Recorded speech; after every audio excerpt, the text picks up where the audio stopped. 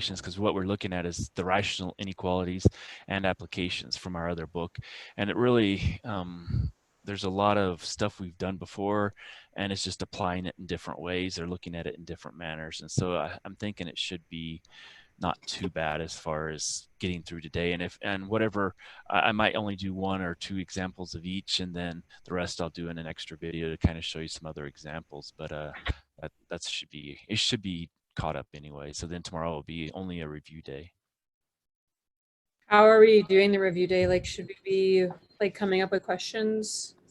You can do that, or I can come up with questions, and then just have you work them, or I don't know. If you pick stuff that's like related to what's going to be on the, yeah, okay, yeah, I can do that.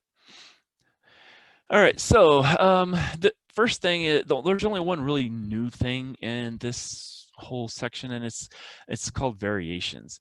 And a lot of the stuff we do in science and different things are, different types of variations. And so what we're going to do here is let x, y, and z be variable quantities. And if we have something that, in this case, we're going to do varies directly. So if y varies directly with, or is directly proportional to, depending on how the wording of the problem is, to x, if there's a constant k such that y equals kx. And so you can see that it's a direct proportion. This is equal to just k times x. That's all it is. So that's a direct proportion. Now, an inversely proportional, or it varies inversely with x, is there's such a constant k that y is equal to k over x, and hence the inverse. So you have y and then over the x here, and then our k is our proportionality constant, and it's in the numerator. And then we also have one that's jointly, and so basically z is going to vary jointly with x and y if there's a constant k such that k is x times y, and that's equal to z. And so that's kind of what it is. And a lot of the problems in this book only require you to translate from some kind of an written expression into some kind of an equation. Y equals k times x, or y equals k over x, or z equals k times x times y over something. And so sometimes it's not just a varies inversely with x, it might be varies inversely with x squared. And so then you have a 2 here. And so there's not a lot of diversity here as far as questions. It's a lot of physics types of formulas is really what it is. And so I'm just going to kind of write how they're looking for it. So we're supposed to translate the following into mathematical equations. We're not supposed to solve anything. We're just supposed to just translate. So it says the frequency of a wave f is inversely proportional to the wavelength of the wave lambda. So basically we just have to write f is going to be inversely proportional to, so it's going to be k over lambda. Okay, and that's all you have to do, because we know it's inversely proportional. So f is inversely proportional to lambda, so that means lambda is going to be on the bottom, f is out here, and we still have to have our k up here because we don't know what that constant is. Otherwise we could put a number there, and that would be our translation. Now the next one that says the density of a material is directly proportional to the mass of the object m and inversely proportional to its volume. So it's got a kind of a double thing. So here density is equal to, well, we have a direct proportional to the mass, so we can take k times m, and inversely proportional, so that means it's over the volume. So density is directly proportional to the mass and inversely proportional to the volume. And we just have the one constant in the numerator. We don't need to have a constant here and a constant here, because when you do it, usually you put all the constants together and have it into one thing. So like if we had, pi r squared, our pi is the constant that we're multiplying by r squared. And so no matter if we multiplied some other things in here, what it's going to end up being is you're just going to put that final constant in at the end, not all these other k's or other stuff. Now the last one says, suppose 2 electrical point charges, one with a charge q and one with a charge capital Q, are positioned r units apart. So it says electrostatic force F exerted on the charges varies directly with the product of the 2 charges and inversely with the square of the distance between the charges. So that means we have some F is equal to, And we know it's going to be k times something, because k is going to always be in the numerator. It doesn't matter if we have only numerator or if we have numerator and denominator, but since we have that inversely, we also know there's going to be a denominator. And it's directly with the product of the two charges. So, well, the first charge is little q, the second charge is big Q, and inversely with the square of the distance. And the distance, it said, was r, so r squared. Okay. And so now we've changed the last sentence here into that equation. And if they then gave us data points, we could plug in the data points and solve for whatever variable they usually leave out. They usually leave out one, and you solve for it, and then you get your answer. And speaking of that, that's what we're going to do on our next problem. And so it says, according to the CDC, a person's BMI, which they call it a B for the equation, is directly proportional to his, it should be his or her, weight in pounds, and inversely proportional to the square of his height, h, in inches. Express this relationship as a mathematical equation. And then if a person who is 5'10", weighs 235 pounds, has a BMI of 33.7, we're supposed to actually calculate that K. And then we want to rewrite the mathematical equation from part A that we got to include that K value instead of just putting K in there. So for A, it says the body mass B. So we're going to say B is equal to, it's directly proportional to his weight, K, or W in pounds. So K times W, and inversely proportional to the square of his height, H, in inches, over H squared. Okay, so that is the equation. Now what we have to do is we have to put in the data that we know, 5'10", 235, 33.7.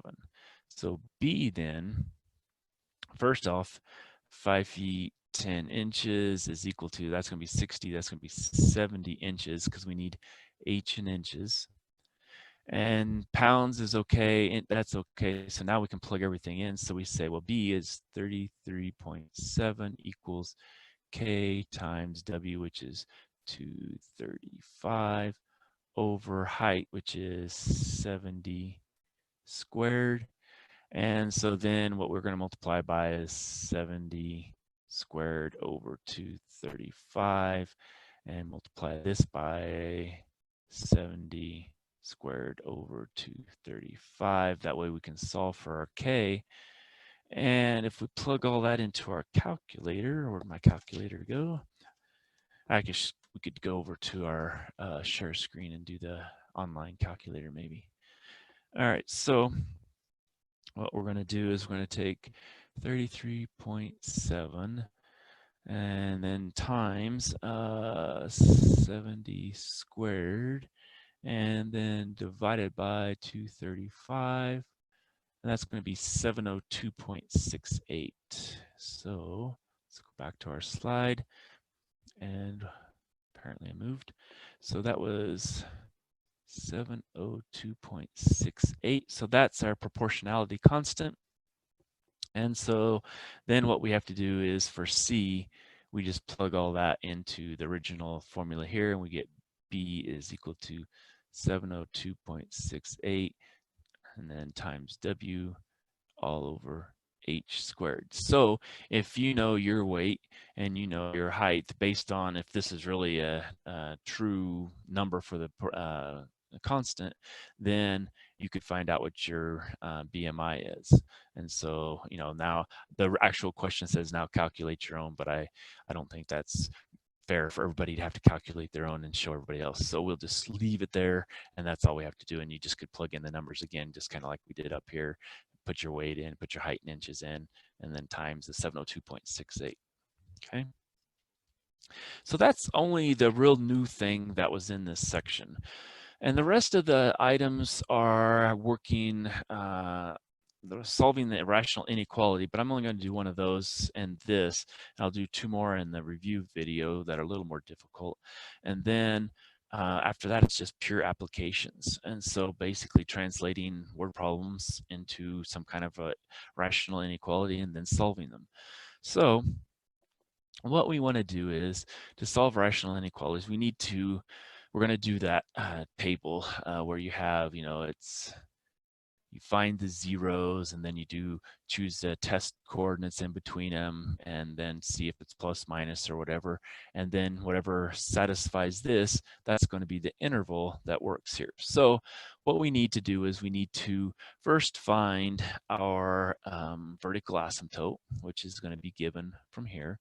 So that's going to be x equals a -2. That's going to be our vertical asymptote. Wait, why are we finding vertical asymptote? Because that's going to be one of the points here, because you won't actually have a value at that point. Because if you say as x is -2, because if you think about what this looks like, I think if I would draw this, that's going to be x -3. So it's going to be some kind of a thing like this.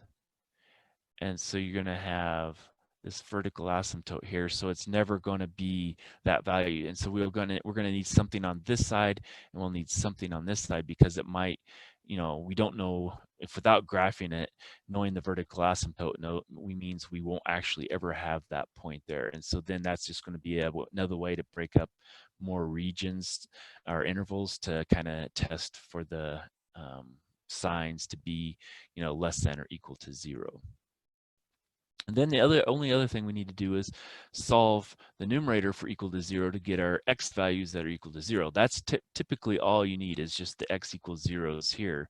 But if you find those vertical asymptotes as well, that gives you points where it's also going to change directions possibly, because a lot of times what happens is you have, on that vertical asymptote, it's coming down. Okay, coming down from the. Okay, it's not working on me today. All right, now let's see. And then the other way is coming like that. Jeez. My screen's showing something, you're probably not seeing it, but all right, so then it does something like that. And so, it's changing sides and directions. And so it's always good to kind of have that, because you're never going to equal that value. And so knowing things on both sides is kind of ideal. So here, the x equals 3 is going to be our x intercepts. And so that's really all we need here. And so we'd put x equals 3, and that's a 0, because we know that's where it's going to cross the axis, and that's not kind of really where I drew this to cross, but that's really where it's crossing. And so now we just have to test. And so we have to pick a value here. We'll do a test value here. We'll do a test value here. And we'll do a test value out here. So I don't know, maybe let's pick a -3. Here we could pick a 0 because that's in between. Here we can maybe pick a 4. And so picking a -3, that's going to be a -3, so that's going to be a -6 over, and then that's going to be a -1, so that's going to give us a positive. So if we put our signs down below, that'll be positive. Here, if we do 0, well, that's going to give us a negative, because it's going to give us a -3/2. If we plug in 4, 4 minus 3 is 1, 4 plus 2 is 6, so that's going to be positive again. And so now we've kind of got our 3 different areas. And so now we want one that's less than or equal to 0. And where is it less than or equal to 0? That's where it's negative. And so what we have is, we know it cannot equal that 2 here, because that's going to be our limiting. That's our asymptote there. So that's going to be a parenthesis. Even though we have greater than or less than or equal to, it has to be a parenthesis there, because it can't equal 2. And so it's going to go from that -2 up to that 3. And now that's going to be a bracket, because we have the less than or equal to, so we know it's going to be equal to at that point. It could be. And so that's going to be our solution in interval notation, which is what they want us to put it in. Okay. And the same thing would work as if you had something bigger here on the numerator and the denominator, you would put all your asymptotes here. That way you would know that when you hit an asymptote, it has to be a parenthesis. And then you'd find however many zeros there are. So maybe you had more than 1 0, maybe you had 2 or 3 zeros, and you just put those, and then you just test each individual interval, and then whichever one fits the inequality as it's written, is going to be the actual interval. And again, I'll show you a couple more of those later when I'm actually on the extra video. Okay. So now I think the key ones really are the word problems, because there's a bunch of different types of word problems we can do here. So this one says, one day Donnie observes the wind is blowing at 6 miles per hour. An unladen swallow nesting near Donnie's house flies 3/4 of a mile down the road in the direction of the wind, turns around and returns exactly 4 minutes later. What is the airspeed of the swallow basically in still air? So what do we have to do? Well, sometimes it's best just to draw what we know. So I always try to put like whatever's in here is what's moving. And so the wind is moving that direction and it's going 6 miles per hour, it said. Okay. Now it says he flies with the wind first. And so if he flies with the wind first, if we say x equals speed of swallow, then that's going to be x plus 6 when he goes with the wind. Now when he turns around and comes back and goes the other way, then his speed's going to be x minus 6, because now he's going to be slowed down by that wind. It's going to be pushing against him, and so he's going to have a slower speed going the other direction. So now we have those. We also know it says 4 minutes. Now the key here is look at your units. Here's minutes, here's hours. So we don't have the same units. And so I think the easiest way is convert the minutes here into hours. And so that would be take 4 and divide it by 60, or get 1/15 hours is how long it takes. Okay. That's going to be a key thing is on a lot of these, making sure your units are the same throughout everything, because sometimes they'll give you units of miles per hour in one, the other one's in minutes, and it might be in feet or something. So you have to convert to miles as well as converting to minutes. So you have to be aware of units. That's going to be a key thing. Then we know this is a distance equals rate times time problem. And so if we set up a table, what we can say is, well, how far does it fly? 3/4 of a mile down the road. Well, 3/4 of a mile is 0.75. And so that gives us 0.75 equals. Now the rate, if we go with the wind first, that's going to be x plus 6. And then that's going to be times the time. Well, we don't know the time. So let's say time with the wind, just because we're going to say we have to have something. So let's just call it T, but say W for with the wind. So this is going to be with, and let's call this one against. So now he's going to turn around and fly back exactly the same distance. The rate's going to be different, and our time is going to be different. Okay.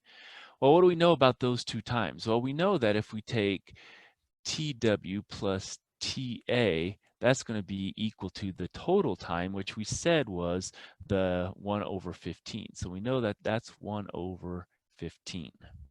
Okay. So what can we do now? So now what we can do is solve each of these for our t basically, and then we can move in a direction that kind of adds this together and this together.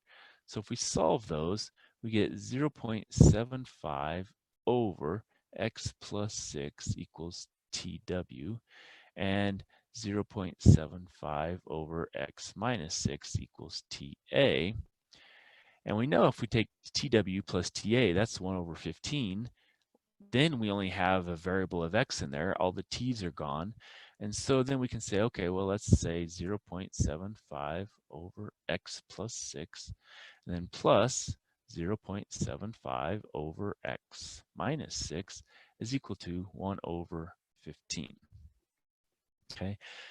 Now we've got an equation that we can solve for x. And what we're going to do is basically we're going to clear the denominator, multiply by the least common denominator, and then everything will go into the numerator.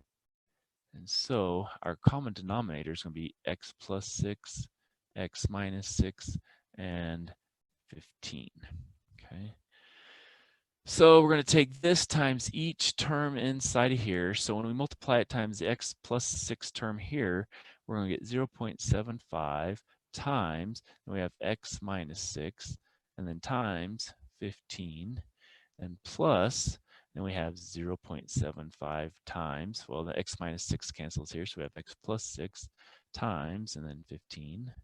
And that equals, and here only the 15s cancel, so we have x plus 6, x minus 6, okay?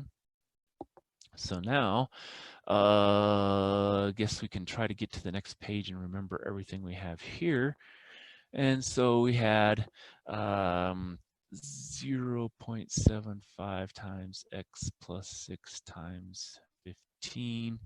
And we had 0.75 times x minus 6 times 15.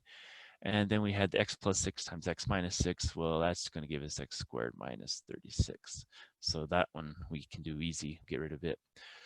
So now we have to multiply here. So 3/4 of 15 is going to give us 11.25. I don't know if that's going to be any nicer or worse here. I guess we could do 11.25 is fine. X.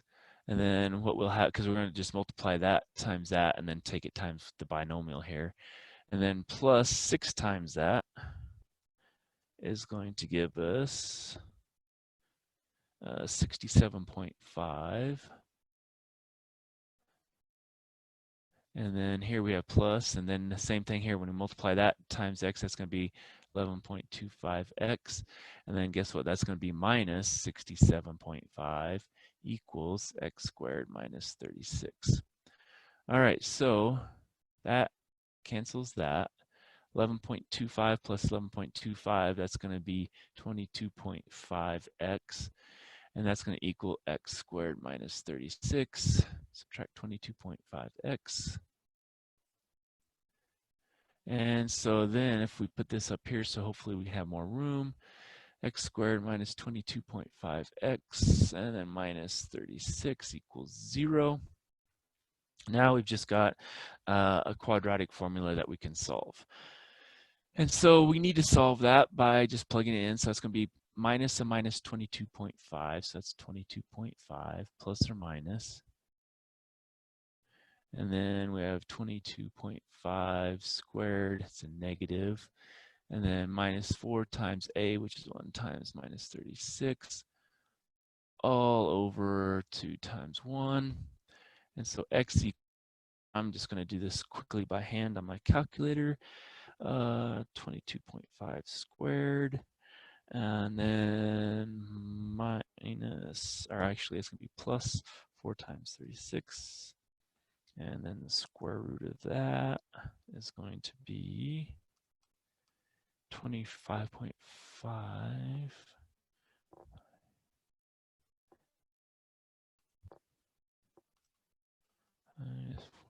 All right, so that gives us, where'd my pen go?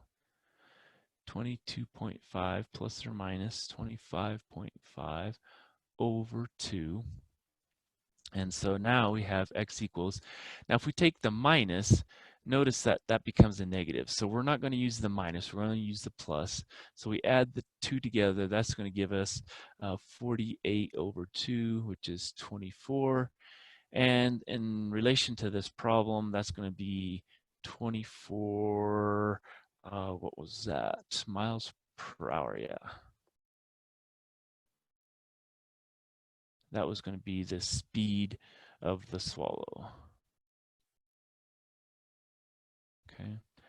And so that's what they asked for. Now, if we went back and took 24 plus 6, you know, and got 30, and here 24 minus 6 and got that, and then did all the math throughout here, then we could actually find the times that went each direction and all that stuff, but they didn't ask for that. All they asked for was the 24 miles per hour for the swallow, and so that would be the final solution that they wanted for this question. So any questions there? And again, a lot of it was just, you know, doing the math here and then actually getting to the quadratic formula where you could, you know, solve it down from there. All right, so the next one is a work problem. A lot of people don't like these because then you're dealing with fractions and you have to think about what the fractions mean. And so it says working together, Daniel and Ronnie can clean the llama pen in 45 minutes. On his own, Daniel can clean the pen in an hour. How long does it take Ronnie to clean the llama pen on his own? All right, so what do we know? Well, this is kind of a work problem. So work is equal to rate times time. Okay, and what work are we doing here? Well, the work is clean one pin, basically. That's what we're doing. We're cleaning the pin. And our rate is going to be one pin cleaned, one clean pin per, and we're doing, let's do hours because we have hours here, minutes here, so we'll just convert the minutes to hours. So per hour. And so then, like I said, we're going to use time is equal to hours. Okay.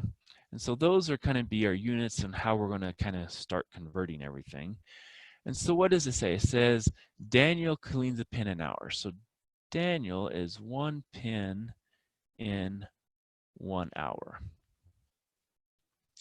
And then it says Daniel and Ronnie can clean it in 45 minutes. So then what we can say is Daniel plus Ronnie is equal to 45 minutes, which is what, 3/4 of an hour. So that's 3/4 of an hour. And so then we have to convert that to one pin per 3/4 of an hour. Okay. Or if we multiply and get it as a fraction with just a number over that, that's also equal to 4 pins per 3 hours. But in this sense, it kind of doesn't make sense because we're looking at just one pin. And so I'm just going to leave it in this way. So we could convert it and get rid of the fraction in the denominator and make it just a simple thing like this. Or at this point, I'm just going to leave it like that. So we kind of have, you know, it's one pin and per however many hours. Okay. All right, so now what do we know? Well, the rate total is equal to basically the rate of Donnie plus the rate of Ronnie, Daniel and Ronnie, sorry. And so the rate total we see is the one pin per 3/4 of an hour. And that's equal to, well, Daniel, not Donnie, is one pin per 1 hour plus R of R. So we don't know this, guys. That's what we're looking for. And so all we have to do is take this number minus this number, and that should give us that. So now we can do the, at this point, we can take the 4 pins over whatever, but I'm going to say 1 pin over 3/4 of an hour minus 1 pin over 1 hour, and that's going to give me eventually 1 pin over 3 hours. Okay, so it's going to, when you do the conversions, do the subtraction, it's going to be 4/3 minus 1, which is 1/3, and that's what we get here. So again, if we went ahead and switched it to 4/3 minus 1 over 1 and got the conversion to 3/3, 4 minus 3 is 1. Then the 3's stay in the denominator, so we get the 1 pin per 3 hours. Well, what does that tell us? Well, that actually tells us what Ronnie's time is, because we know in 1 pin it takes him to clean, it takes him 3 hours. So then we can say Ronnie takes 3 hours to clean 1 pin. Okay. And again, this is one where, you know, it's kind of weird trying to keep all the pins per hour, you know, all that as it is. But when you get done, it makes it so easy. You don't have to think about what does your fraction tell you. It tells you it's 1 pin per so many hours, and the hours is what we're looking for here. The number of hours is 3. Okay. Any questions there?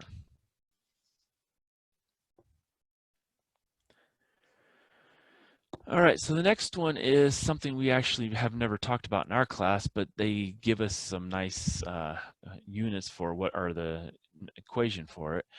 And so what they're going to do is they're giving us some cost function, okay?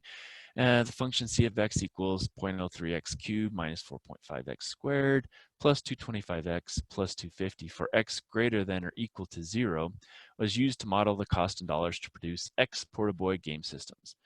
Now, using this cost function, find the number of PortaBoys which you should be produced to minimize the average cost C bar. C bar we've never talked about, so luckily they tell us in the book that C bar of X is equal to the cost function, which is what they give us, just divided by X, okay? And so all we have to do is take this number, or this polynomial, divide it by X, and we'll have C bar of X.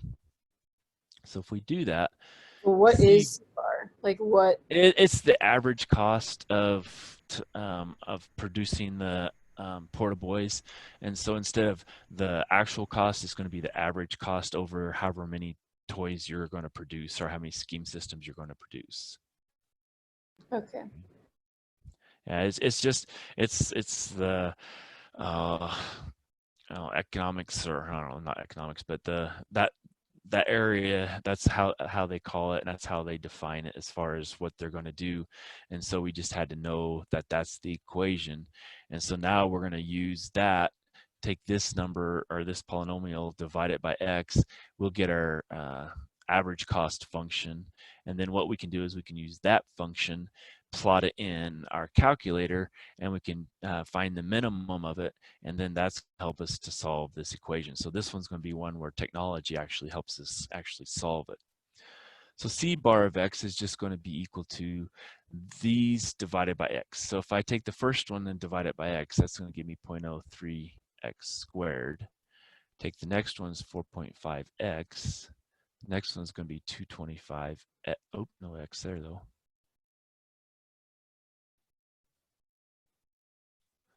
And then plus the 250 over X, okay? And so again, this is for X greater than or equal to 0, because we can't have a 0 in the denominator. And that's kind of the key reason, is you can't have 0 here. So now what we're going to do is we're going to remember that function, and we're going to come back to our calculator, and we're going to plot it. So we had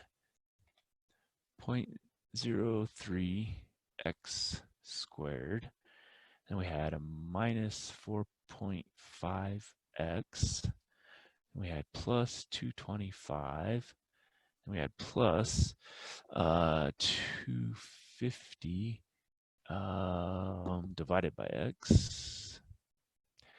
And so now what we want to do is look at our graph. And that really doesn't tell us anything, so we got to change the window.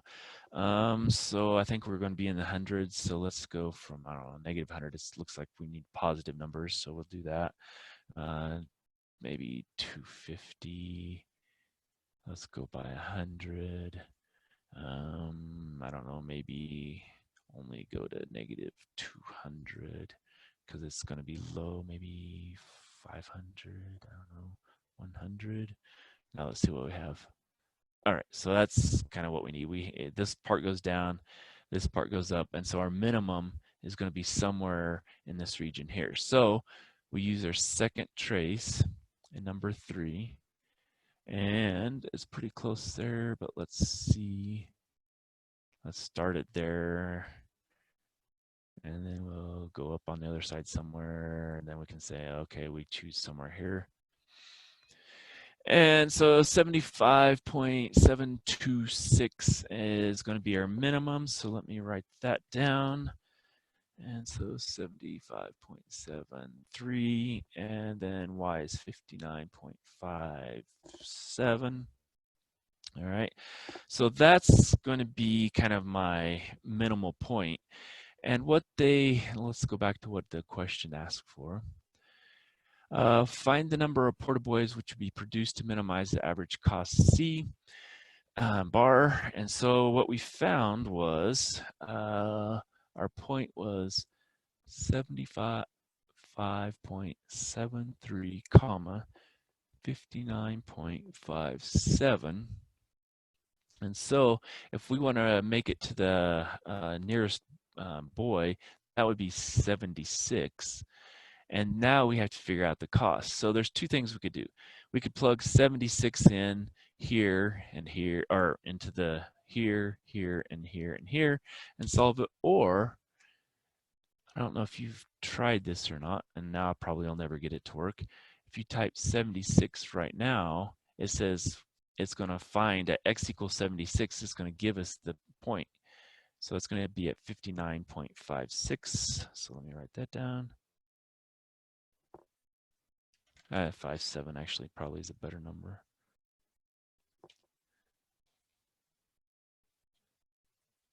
And so then I guess it's so close it works pretty good. So that's 59.57 within rounding. And so what we can say then is 76 PortaBoy systems is going to be with an average cost of $59.57. Okay, so that's how we can do it. And again, you could plug the 76 into your equation here and use your calculator and get it, but since you've already plotted it to get your minimum and maximum here, then you might as well use the calculator and kind of just type in 76 and it shoots out your number there. Now sometimes when you do this, maybe this would eventually, what I did was I typed the number wrong. This is supposed to be 230, and what happens then is this number is a lot lower, and then when you do that, this number is different, and then when you change it, this actually is a bigger difference as far as the number goes, but it works well. So this is an example of how you can use technology to actually solve your values. So that's your number of Game Boys. That's how much the average cost is. Okay, any questions on that one? All right, so let's do a box one. And we're back to our Sasquatch theme. They love that in this book for some reason. So it says the box for the new Sasquatch theme serial Crypt-Os is to have a volume of 140 cubic inches. For aesthetic reasons, the height of the box needs to be 1.62 times the width of the base of the box. Find the dimensions of the box, which will be minimize the surface area of the box, and what is the minimum surface area around the 2 decimal places. So let's first draw our box.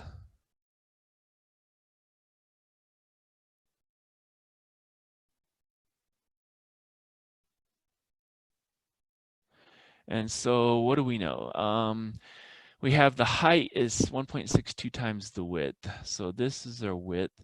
So width is W. Height is going to be equal to 1.62 W. So that's kind of what we have. Let me see. The height that needs, height is 1.62 W. And now this piece we don't know, which we usually call L. And so that L is equal to the length. Okay. And so what is the volume of a box? Well, it's just length times width times height. And so they know the box has 140 cubic inches. So 140 is equal to length, which we don't know, times the width, which is W, times the height, which is 1.62 W. And so that's all we can get from that point. I mean, we can multiply this out and do that, but we can't do anything else at this point with that part of the equation. So now we move to the other piece, which is surface area of the box. Okay, well, let's write out what surface area is equal to. Well, we're going to have to find the surface area of the bottom, which is going to be the same as the top, and the end and the end, and the side and the side. So if we do the bottom, it's going to be 2 times W times L. And then if we do this end, it's going to be 2 times W times 1.62 W plus, and then if we do the side, it's going to be 1.62 W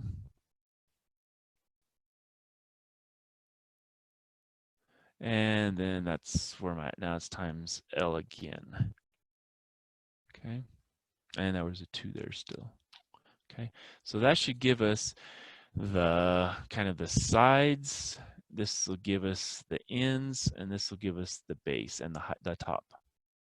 So that's Is our it the surface. area of all of those, Yeah, it's a basically? surface area. Yeah, it's just area, length times width, length times width, length times width. So it's just the area of each of the pieces. And since they're all different sizes, you have to have 3 different sides you have to look at, and then times 2. All right, so now we notice we have an L here, we have an L here, and we have an L here. Well, we want to minimize the surface area. So that means what we're going to do is we want to work with this equation.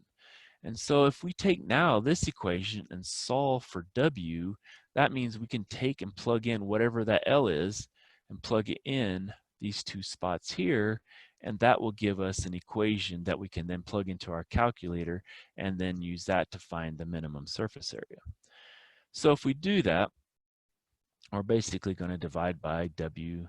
Well, we can W squared times 1.62 if we want to look at it that way. So divided by 1.62 W squared. And so now we can plug that into each of those 2 spots. And so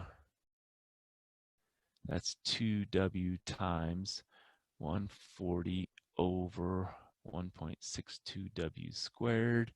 And then plus, then here we can multiply that out. So that would be W squared on the end, and it'll be 2, it'd be 4. What's that going to be? 3.24 W squared. And then that's going to be plus, and then that's the 3.24 W times 140 over 1.62 W squared.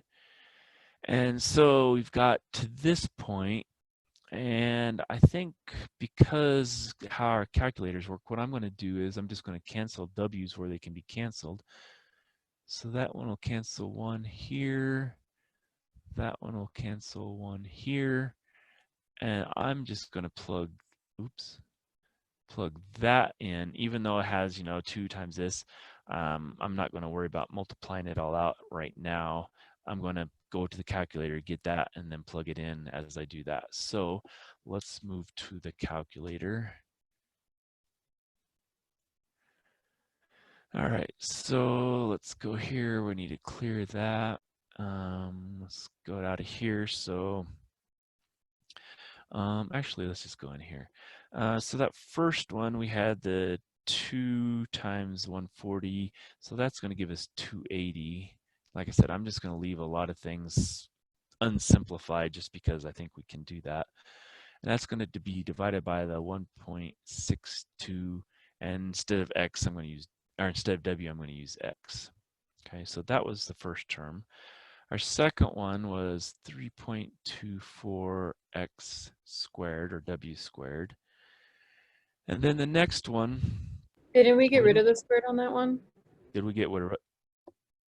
Didn't we get rid of the squared on the 3.24x squared? Not the middle one, we didn't. We still had it here. I thought that we like canceled out W's. Or is it not because there's no division on it? There's no division on this one. It's just multiply straight across. We got rid of W's here and here, and we got rid of them here and here. And so that was the only 2 places we got rid of them. And now if you think about this one, 3.24 divided by 1.62, well, that's just going to give us a 2. So we can just take the 2 times the 140 now and then get just 280 divided by our X. And so that should be, in unsimplified terms, so then we didn't really do any math, we didn't do anything simplified, that should give us our graph. Now, if we're in the, we don't need to be so extreme on our window here. Maybe we can go, I don't know, minus 20, I don't know, 22, I don't know, maybe yeah, that works. So we don't care how far down it goes, it's going to go there. But what we want to do is we want to minimize this area right here. And so we, again, just use our second trace, number 3. And so then we just kind of move around until we get there. So let's maybe say that's 1. That's the other. And that's kind of our guesses there. And what it tells us in is the minimum is at 4.12 if we round up to 2 decimal places. I think that's what they ask. And 164.91 is the other value. So let's go back here to write that down. So it said, let's get rid of canceling out things and put it back to purple. So it said x was equal to 4.12, I believe it said. And then the min surface area was equal to, what was it, 164.91 inches squared, I believe. Let's go back and make sure I have that written right. 164.91, yeah. All right, so that's that. So what does it ask for? Well, find the dimensions of the box. Okay, so we've got x, which is our w, if we remember what that was. So w is the inches for width. Height is 1.62 times w. And so if we take height, that's 1.62 times 4.12. And that's going to give us, and I'm just going to do that on my calculator here. And that's 6.67 inches. And then our length, we have to find by plugging it into this whole thing here. So that's going to be 140 divided by 1.62 times 4.12 squared.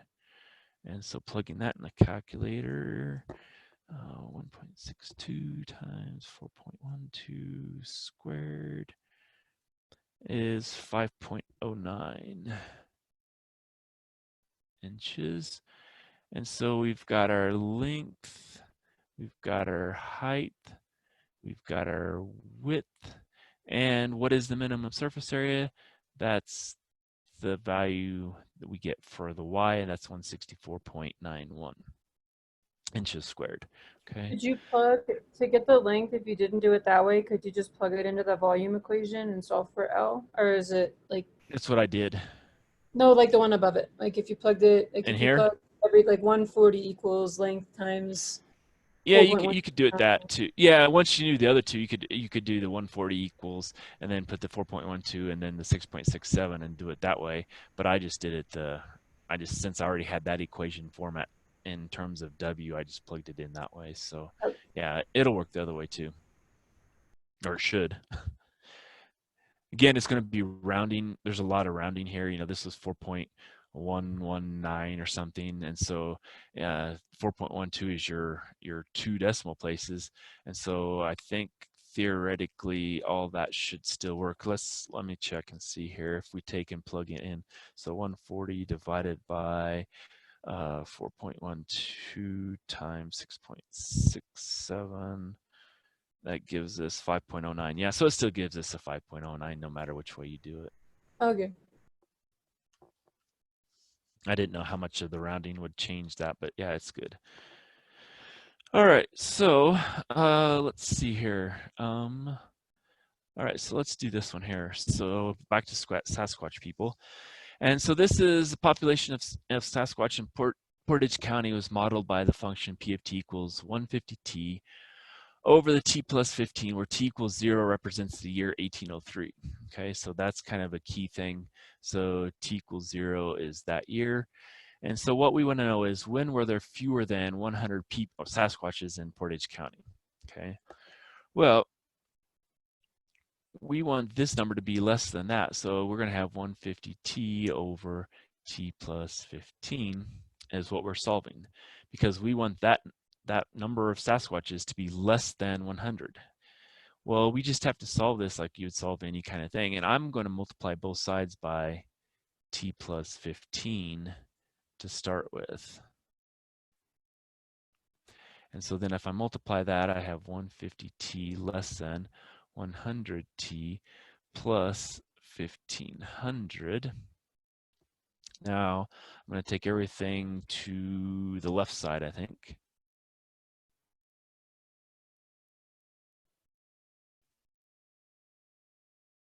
And so then I get I don't get 150 anything.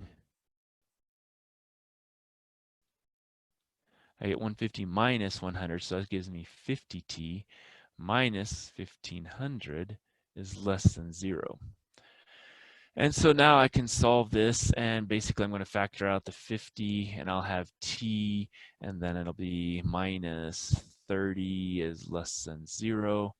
And so, you know, you can divide both sides by 50 and get rid of that. And so t basically has to be less than 30 years, because t is in years. And so t be less than 30, that means 29 would work. And so basically it's going to be from 1803 up to, adding 29 to that would be 1832. And so that's going to be our interval where there's going to be less than 100 Sasquatch in the county, based on this function that they gave us. And so we can't use the equal to 30, so we have to use one less, and so one less gives us the 1832. Okay.